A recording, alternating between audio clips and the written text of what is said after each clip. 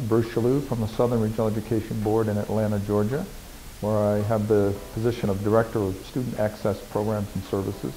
Programs basically tied to reaching more students of any age to think about and to go to college, hopefully to complete degrees. We work with 16 states in the south, from Delaware in the north to Texas and Oklahoma to the west and through the traditional areas of the south. The organization is 62 years old this year. We work with governors and legislators on various educational policy matters.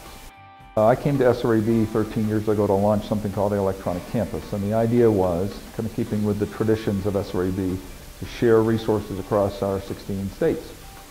The technology revolution, if you will, at least in terms of online learning, was starting to emerge, so we established something called the Electronic Campus. We've got roughly 30,000 courses that are now in the Electronic Campus and about 1,000 degree programs. But the service component of this, beyond having just a lovely electronic catalog that we had, was critical to us and critical to our future development.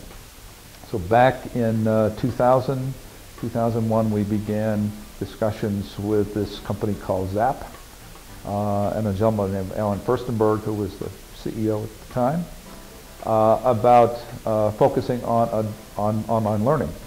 The argument that we made was there were a whole lot of students who were 28 and 38 and 48 and 58 who in fact could go back, could start, could complete degrees, could take various kinds of training and education online.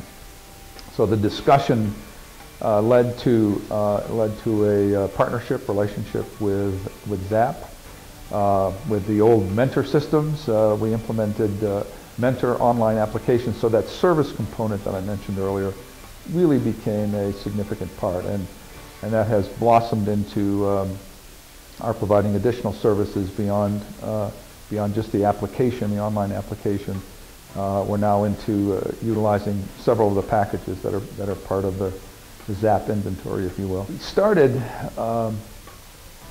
really with this notion of let's experiment, let's try some things. It was both trying it from the SREB perspective, but also trying it from the ZAP perspective as well. And I think that has been, it's certainly been beneficial to us. I think it's been beneficial to ZAP. We've continued the relationship now for 8 years. We're going to continue that relationship, and we have all kinds of nifty ideas on the drawing board.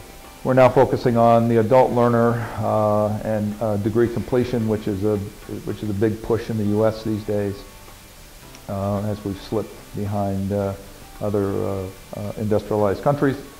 And we think we can do something about it. So the SREB effort has focused on that, and specifically we think the online learning activities will do that. So the electroniccampus.org, the teachercenter.org, we've got the adultlearner.org, which we hope to launch regionally and then nationally with the assistance of ZAP, are on the drawing boards.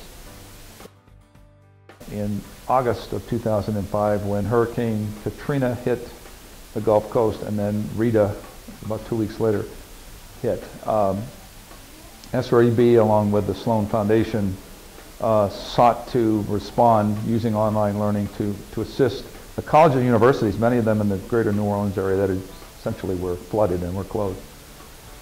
And we created something called the Sloan Semester, a website that ended up having 1,400 courses, credit courses from 150 institutions from around the country.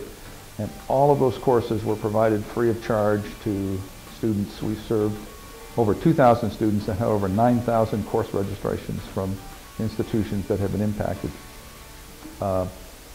We could not have done that without ZAP. We essentially took the Electronic Campus and replicated it into this thing called Sloan Semester.